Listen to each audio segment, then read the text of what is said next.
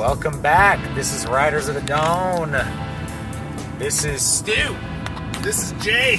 And today we're going to talk about games and game design and hand-holding in games. Or perhaps we'll call it like the tutorial effect. Oh, yeah. Tutorials. And I don't mean like the dating sims of like Mass Effect, that kind of hand-holding. I was thinking this morning a lot about the way games have gone in recent, within the last 7 years probably, that they have just progressively gotten more and more. It feels like paint by numbers. Yeah, there's the experience. How shall I put it? The experience is highly guided now. Highly guided, yes. Put it that way. Got a little key. When you see number 1, that's blue. When you see number 5, that's red. Just everything it tells you what to do all the time. Press X to pay your respects. It's like, what? I remember thinking about Castlevania 2, Simon's Quest, and like that's like the polar opposite of modern games. That game was like impossible to do anything without a guide. Because there was a point where you're supposed to select a blue crystal in your bag and kneel down for like 20 seconds, and then a tornado came and brought you to the next part of the map. But there was like no way for you to know that was what was supposed to happen. I don't think there's any dialogue with the townspeople that tell you that will happen. It's completely. You got this blue crystal and you're like, it doesn't do anything. And there's like one person who kind of hints at what you're supposed to do, but you don't really know. And there's no map, so you don't really know where you're at any given time. You're like, which town am I in? I'm in Jotun or something? Where am I? Yeah. Simon's Quest is actually a pretty terrible game. Yeah, it totally was from a game design standpoint. There's nothing in it that like tells you how to progress forward, except for you have to get a guide, man. Yeah. Which is interesting because at the time, I mean, you had things like Nintendo Power. Yeah, you had to have that Nintendo Power. Like the company actually it solved the problem, but it was behind a paywall. So there was no internet. There was no internet, man. For our younger listeners, just imagine playing video games with no internet. How would I play with my friends? They had to sit next to you in the same room. They had to sit next to you. What made me think about this is we were talking about EverQuest, and it made me, of course, whenever I think about EverQuest, I think about how much fun I had, and then I think about World of Warcraft, and I think about how much fun I had. But then I think about modern World of Warcraft, where like a yellow line appears on the ground and tells you where to go until you appear in this other area that's glowing, it's glowing on the ground, and all the monsters have like bold name tags, so you know that they're the ones you're supposed to kill. It's just so hand-holdy. Like there's no. To me, it feels like the hand-holding feels like watching a movie. Yeah. Which I don't like. I play games because I want a different experience from watching a movie. I want to have to engage my brain and figure out what's supposed to happen.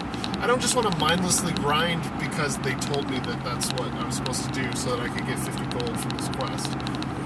Yeah, I went over this when I did a video. I did a video a while back on why Legion will not save World of Warcraft, which has proven me correct. When everyone was like, oh, you're going to be eating your words next year. It's like everyone quit. I knew they would. Anyway, at some point I decided, I'm going to try this Demon Hunter. This is in the beta, because I was in the beta. And I did their starting area, and it was a 3-hour-long experience that was completely guided 100% of the time. There was virtually no choice. There was no risk. If you died, an NPC came and rezzed you. So there wasn't even there was no fail state even, right? So I even tried dying, and then there was NPCs that popped out and started healing me. It's I'm what is going on here? And the thing is, it's it's like a movie, but it's really boring in comparison to a movie. Yeah. Because the art of a game is its gameplay.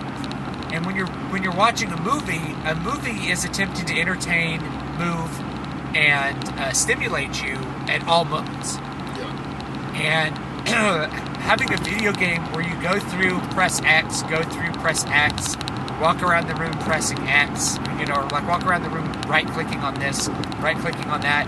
Here's another cutscene. Here's some more dialogue. Here's a boss. Press your buttons until it dies. Right? There's no inherent drama in that. Yeah. The drama of the game is that you could suck at the game and die. That's the drama of a game. So it was like a completely awful experience, and that experience just kind of carried through to all the other parts of the game. Whereas like I'm out questing, and it's like it wasn't challenging, and it was so like, now go here, and you're like, okay, walk over here, and then the quest will pop up. Now do this. It's like, okay, now I'm doing this. Whereas I remember vanilla, it was like, I'm like, oh, cool, a statue. Oh, I can click on it. And you click on it, and you're like, it gives me a quest? How do I do this quest? Like, okay, I gotta find this tower. Maybe it's this tower. Nothing's labeled. Okay, let me try to kill. Oh my gosh, there's undead elites in here. What is this? I'm dead. I'm dead. Or better yet, the Legend of Zelda nod, where you die and you run your ghost over to this other graveyard. Oh yeah. And you see this other ghost who has a quest, who isn't there when you're alive. Yes. And so you talk to him, and he sends you to Ungoro, and eventually you get basically Link's boomerang. Yeah, which is really cool. God, like that was so cool. I thought that was so awesome. Or the ghost of the king of the Dark Iron Dwarves who gives you a quest. Oh yeah. When you're corpse running back into BRD. That's because right. you got to go through the room, and then you're like, there's a ghost here with a quest. Yeah. You can't get it when you're alive. You have to be dead to get the quest. Yeah, I thought that was so awesome. that was so like there's some subtlety with that. That was awesome. They didn't tell. Nobody told you about this crap. You barely had Thoughtbot back in the day, which was just like a community of people. Like, I think you go over here and you kill these. Yeah. You need to go to this camp. It's northwest of here, somewhere. So you walk over there, I think this is the camp. Do I kill these guys? What do I do? Oh, I need to find an item. Oh, crap, it's in all these tents. Let me kill, it's I gotta kill 30 guys to get into one tent. It took longer to do quests, but they also just didn't tell you what to do. There's no, like, automated quest system like there is now that just completely, I don't know, to me, it completely takes away one part of the game that was really fun, which was having to freaking think about what you were doing. Yeah. For more than 2 seconds at a time. And I think the way that they reveal story, it really does that too, because I remember in Wrath of the Lich King, when they had their first like in-game cinematic for finishing a quest, and I remember thinking, wow, that was really cool. They had like this cinematic where the Lich King's minions come and they like pour lava over the side, anyway, kills like the Alliance soldiers. Something like that happened when you're first breaking into Icecrown. And I remember thinking, wow, that was really cool. And then it just went way overboard, because that was like a single point of story delivery at the end of a really long quest. And it was only like, I think it was maybe like a 30-second clip, and then you were back doing your own thing. Yeah. Now it's just like, it seems like over and over and over again. Or you've got like Varian just following you around, talking to you, like giving you all the exposition, like as you're killing monsters, and that's not revealing the lore to you. It's not really revealing the story to you through the gameplay, which is what you need, which is what you absolutely must have happen. And the more that you do that, the more that you just have a curated, completely guided, semi-cinematic experience. Yeah, but the way I think about it, it's like spoon-fed story to you. The less you pay attention to it. First of all, I stopped paying attention to it because it didn't matter to me. You were just telling me something that you thought I wanted to know, but I didn't care about it. That's the other thing. Because I didn't have to work for it. Well, not only that, but the other problem that World of Warcraft encountered was that I just stopped caring about the lore that they wanted to deliver to me. Yeah. Once you killed Arthas, I was like, well, that's pretty much it, guys. That's a wrap. Yeah, to me that was like the height of lore. It's like we stopped kill Jaden from coming in the last expansion, killed Illidan, now we killed the Lich King. Yeah. We need like Warcraft 4 or this game can't really continue. Like, we're going to bring back Deathwing. I'm like, okay. So you thought of like one more boss that was like bigger and better. Cool. Let's do it. But yeah, I totally get what you're saying. I remember, I really liked Wrath of the Lich King for lots of reasons, but it was like the last gasp of quality. Yeah. And then it was like the beginning of the downward slide. Yeah. Because there was like the quest system was finally refined to a point where you had just numerous quest chains that all were really good, right? But the thing is, in vanilla, you didn't have a lot of quest chains. You had a lot of individual quests, and there was a virtue to that, which is that you could skip one, and it didn't matter. And Wrath of the Lich King, you're like, I really don't want to do this quest, and it's like, what else is there to do? It's like, well, did you do this quest where you have to go out there? And it's like, I didn't want to do that. It's like, oh, but it's like 50 quests and leads you to this other zone. It's like, oh, okay. I'll dig through the dog poop and find the microfilm. Yeah. I actually like that quest, but I remember it. It's like, oh, I didn't want to do all those Murloc quests. It's like, well, you have to do those or you don't get this other quest. Yeah. So there's a downside to that. Back in the day, all the quests were ad hoc, and there were quest chains that were kind of discoverable and ad hoc. And that just gave you a lot more freedom to explore. You felt like every time you were doing something, it was like an exploration kind of thing. You were discovering something and making a choice about what you wanted to do and what you were going to benefit from it, and what you were learning from it, and whether you wanted to interact with that story or not. And so once that kind of went away, and it became nothing but like you're doing you're going from this hub, you do all the quests, they send you to the next one, you do all the quests, they send you to the next. That's Cataclysm. So Cataclysm was like you start at World Tree, do the quest, and then like go to this next location, do the quests, go to this next location, do the quests, go to this next location, do the quests, until you're done at the zone, and then they're like, next zone. Yeah, now it's time to go to the next zone. Because they're not even connected, so it's not like you can just walk to the next zone. Yeah. Like, organically. And, yeah, you wouldn't just kind of walk into Badlands and get owned and go, I guess I can't go there. Yeah. And they really did that in Legion. Legion was like, people are like, oh, you can do any zone in any order. I'm like, what? What's the point? Right? Like, why is that so important that you do? It's like, oh, imagine if you had done Burning Crusade and you didn't have to do Hellfire and Zangarmarsh first. You could have done Blade's Edge Mountains first. It's like, why would that have mattered? Like, how does that? It didn't change anything about the experience. Other than like, you're going to do all the quests anyway to get the Lore Master thing and to get all the gold mainly. Well, I mean, I guess my thought with that would be, it's just for alts. It's like, well, I already did this, so I want to start with this zone because this is my 8th alt, and I want something different. And this is, you gotta deliver story through gameplay. You have to do it. The better you are at achieving that, the better your game is. 100%. It's why I think Portal is is a perfect game. The original Portal is a perfect game. Yeah. The story is delivered entirely through the gameplay. And oh man, it's just, there's tons of failure states.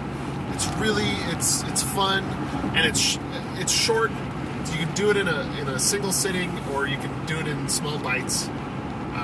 And it's really intriguing because you think like, oh, whatever, this is just it's a puzzle game, fun puzzle game, and then you're like, oh no, there's something. It's like the story just surprises you. Yeah. And it's so perfect. And it happens as part of like the level design and all those sorts of things get kind of pulled into one. Half-Life 2 did a pretty good job of that as well. Yeah. And like Half-Life 2 was interesting because it was a traditional shooter that was actually secretly a guided experience. Yeah, because it was like it felt open world, but it wasn't. It really wasn't. It was really like pretty linear, actually. Yeah. And a lot of and they did a really good job of like disguising that. Now, if you play something like Call of Duty, it's so linear. Like it's basically, you might as well play Area 51, where you're just on a rail shooting aliens that pop out. Like it's just a very, very guided experience. Everything's kind of set for you. And we talked about Spec Ops The Line the other day, and that's a really on the rails experience too. Yeah, it is. It's a very on the rails experience, but that's not why you play it. Yeah. You play it because it gives you an illusion of choice. It keeps asking you to make choices, and those choices always turn out badly. Yeah, no matter what you do. No matter what you do, you've made the wrong choice, and that's the point. Yeah. But Spec Ops The Line is so good. Yeah, it's really good. Highly recommend it. Highly recommend it. Highly recommend you take a day off and just like play that. EverQuest. Okay, so yeah. So the point is like EverQuest is completely off the rails. There is no story that happens without you like purposefully. I had to interacting with it. I had to read the manual to understand how to do anything when you started back in the day. So back in the day, you just spawn. You're just like you're like, where am I? Yeah. And you're in the Fadar. And you open up the manual and you're like, what do I do? It's like, you may find NPCs, and if you want to talk to them, you have to greet them by saying hail. I have to say hail. Okay, walk up to him, hail, and then the NPC talks to you, and you're like, okay, what do I do now? What do I do now? And then if you get lost doing it, somebody who's like actually played the game. I wonder how these first people learned to play the game. That's and it's like, who are these pioneers who like tried out everything till they figured out the game? They come by and be like, oh, you got to do this. So what I recommend is you go kill these skeletons, and then they drop these things, and you can sell them, and you can eventually, if you do that enough, you'll get 1 gold, and you can use that 1 gold to buy some bandit armor. The bandit armor, you're gonna use that till level 20. Yeah. And you actually would. You actually would use that bandit armor to like level 20 in EverQuest because armor didn't have stats. Yeah, it was just AC armor. And some armor had stats that weren't displayed. That's was another thing. Yeah, you had to know. Flowing black silk sash had 10% haste on it, but it didn't say that. So it was like this cloth belt. And I remember on my Paladin, I was just one of the best belts in the game. This is garbage. Why would I want this? Why is it selling for like 5,000 platinum right now in Eastern Commons? People are trying to sell it. They're trying to rip me off, man. They're like, no, dude, it has haste. It's like, listen, you guys are trying to scam me right now. This doesn't have haste. It's like, no, it's measurable. Like, you can measure it. It's got 10% haste. Someone went through and they realized that they had more attack speed with it. God. How about, do you remember, going back to WoW, do you remember that gray twink sword from Wrath of the Lich King? Oh, man. So there was this gray sword in Wrath of the Lich King that nobody knew about. For a long time, the devs never got keen on this. But gray items in WoW, gray and white items don't bind. Yeah. So when you pick them up and use them, you can take them off and give them to another character. Yeah. And of course, like in EverQuest, pretty much nothing bound. Yeah, not until way really later. Late game. Yeah, really so like there was no binding. So you could always, like, if you didn't want your flowing black silk sash, you could give it to an all. Yeah. But in WoW, most things bound. Most things you get are like green and blues, and they bind. It's starting at like level 10 or 11, So there was a style of PvP in WoW, and if I'm preaching the choir, I'm sorry. that people used to do, and I don't think it's really a thing so much anymore, called twink PvP. Twink PvP was where you played only in a certain bracket, because the PvP was in brackets. There was a 10 to 19 bracket, 20 to 29, every 10 levels, and then there was this level 60 bracket. So the level 19 bracket was the first bracket you could play in.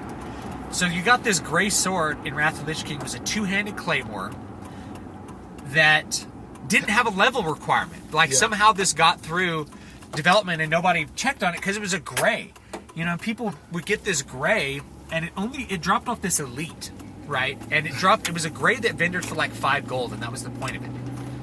But because it didn't have a level requirement, you could send it to that level 19 warrior. Yeah, and it had like so much more attack than anything at that level. Yeah, it had I don't remember, the DPS was so high you could one shot other twinks at level 19. Yeah. So it just became this like one shot fest, where like the PvP at that level was completely broken.